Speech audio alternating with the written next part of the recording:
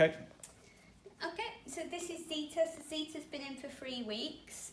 So she's not massively motivated by food. So hopefully some of these videos are quite good for dogs that don't, are not like massively wanting to do stuff for food.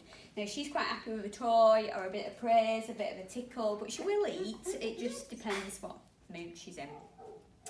So I'm going to show you a bit of toy manners rather than food manners, because she's very good at food manners because she doesn't want to eat it.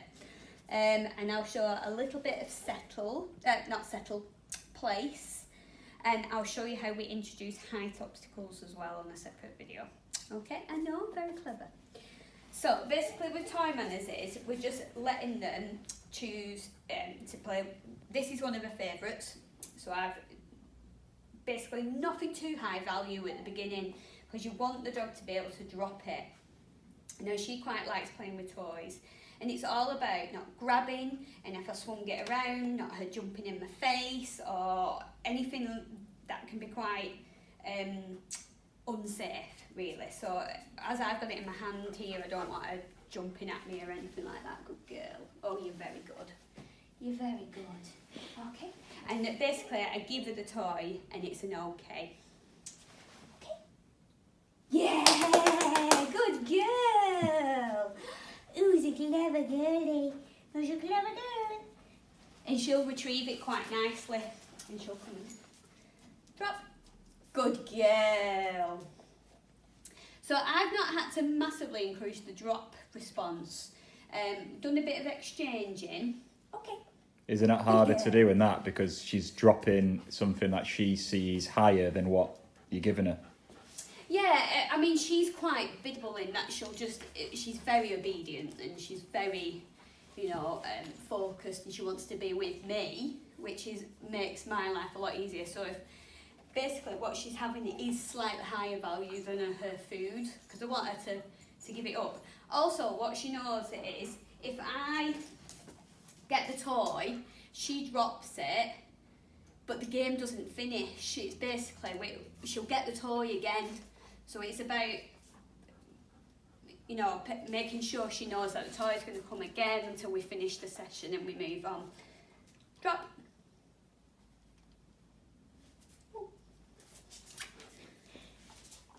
Easy. Drop. Good girl. So I'm trying not to put pressure on the toy. So if you start pulling, dog's automatically going to pull back. So I'm holding it, but I'm not putting any tension. I'm not pulling the toy out of her mouth.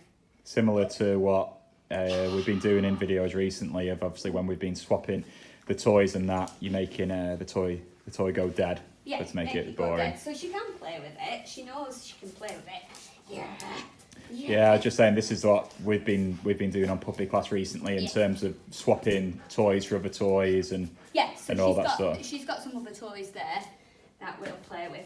This one's quite good. I use this out on the street, so that's why I want her quite involved with this, because it goes in my pocket, so it's really good to carry around, and it's on a bungee, so it's springy. What do you use it for on walking? Just at end of any session, so back at the van or just the end of the training session, and we have it for a couple of minutes, and that's fine. Not even a couple of minutes, can be like 30 seconds, but then she gets a reward for giving it up. Oh, I know. Drop.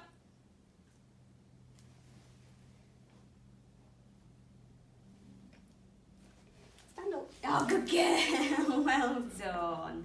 Good girl. I don't mind at this stage. The drop's not going to be fully consolidated, but she's not chasing after it again. She's not grabbing it out my hand.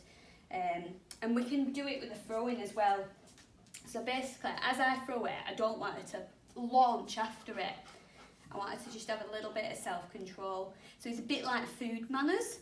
So you'd build up to this. So I wouldn't go wanging it across the room. I'd literally just chuck it in front of her and wait till. Okay.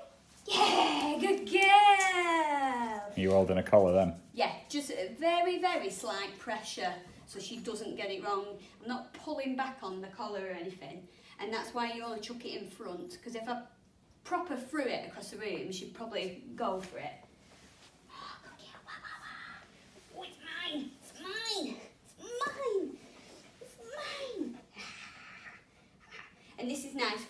She isn't massively motivated to buy food, but she likes a toy.